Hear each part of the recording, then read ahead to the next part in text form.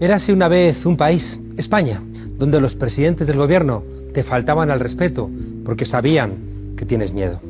Te faltó al respeto Suárez, que venía de Falange, Calvo Sotelo, que permitió el 23F, Felipe González, que desmanteló tu industria y te metió en la OTAN, Aznar, que vendió todas tus empresas públicas y multiplicó la especulación, Zapatero, que cambió la Constitución para que cuando tuvieras necesidades comieras, artículo 135.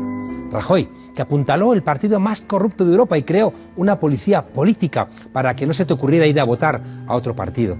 Y Pedro Sánchez, que te ha vuelto a decir que va a derogar la reforma laboral del PP, no porque piense que eres imbécil, sino porque sabe que tienes miedo. Y el rey Juan Carlos, claro, que fue nombrado por Franco, y gracias a tu miedo, dicen todos que fue el que trajo la democracia. Para que sigas teniendo miedo, el ministro de Defensa, Bono, invitó a desfilar el Día Nacional a un soldado de la División Azul, de esos que pelearon con Hitler, y a un republicano español que entró con la columna Leclerc a liberar París de Hitler. Y para que tengas miedo, Zapatero sacó la última estatua de Franco de Madrid con nocturnidad para no molestar y para que tú no te hicieras preguntas. Porque tienes miedo, querías que Podemos aceptara las migajas que ofrecía el PSOE. Porque tienes el miedo en los huesos, en la memoria, en los silencios de tu casa, en los gritos de las tertulias de televisión. Porque tienes miedo a pedir más de la cuenta, porque tienes miedo a reclamar lo que es tuyo y lo de tus hijos y lo de tus nietos. Porque tu miedo te hace vivir en una democracia de prestado. Pedro Sánchez no sabe mucho, ni siquiera sabe de los asuntos de su tesis doctoral, pero sabe que tienes miedo. Y por eso te dijo que le votaras para frenar a la derecha y luego le pidió el voto para ser presidente a la derecha. Y ahora vuelve a pedirte el voto para frenar a la derecha porque sabe que tienes miedo. Y por ese mismo miedo la izquierda se rompe y surge otra izquierda más amable con el miedo que dice que va a molestar lo justo precisamente a los estrategas del miedo.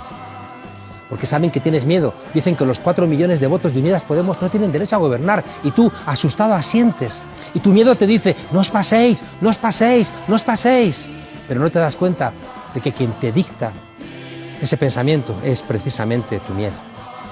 Porque saben que tienes miedo, te dicen que los muchachos de Alsasu tienen que pudrirse en la cárcel para que no se te olvide que hay que tener miedo al Estado y también a sus funcionarios. Y ese miedo es el que tiene encarcelados a políticos en Cataluña. Es el que permite que jueces que son uña y carne del PP dicten justicia en el reino de la España con miedo, o que silencia a los estudiantes frente a los catedráticos en las clases de las universidades del reino asustado de España. Porque saben que te asusta romper límites, no encarcelan a la infanta, no permiten que el rey emérito vaya a explicar su fortuna, o renuevan los ducados de Franco y de Primo de Rivera, y por lo mismo el asesino Queipo de Llano reposa en una iglesia que también ha hecho lo suyo para que tengas miedo. Porque tienes miedo, no te respetan. Convocan tantas elecciones como haga falta para que sea finalmente tu miedo quien elija a quien ellos te dicten. Y miman tu miedo y te borran la memoria para que no te acuerdes de que antes de ti hubo hombres y mujeres que no tuvieron miedo y que gracias a ellas y a ellos hoy eres libre para administrar tu miedo y para que midas tu libertad sin molestar demasiado a tu miedo. Bienvenidas a la frontera desobediente.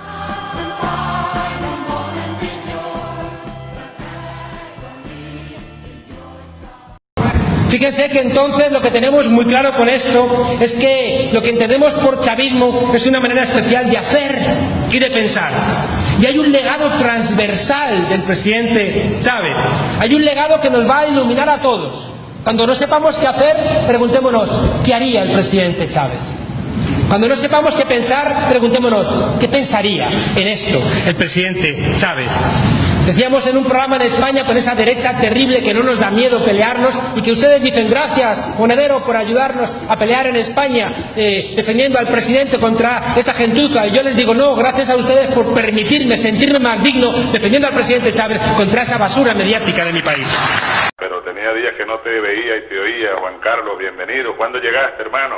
Pues llegué hace 3 días, presidente, a decirme también a mí mismo que la democracia sigue estando muy presente en Venezuela y que si hay alguno que piensa que su enfermedad significa debilidad, algunos tenemos claro que es todo lo contrario y que me da mucha alegría como español, como europeo, sentir este proceso mío y, presidente, decirle que para adelante y que sepa usted que lo que significa este proceso, cada vez hay más gente que desde la calle lo entiende. Así que Cuídese mucho, sigue usted muy fuerte, porque cada vez va a hacer más falta Venezuela, América Latina y su ejemplo en este proceso que estamos teniendo en marcha en Europa.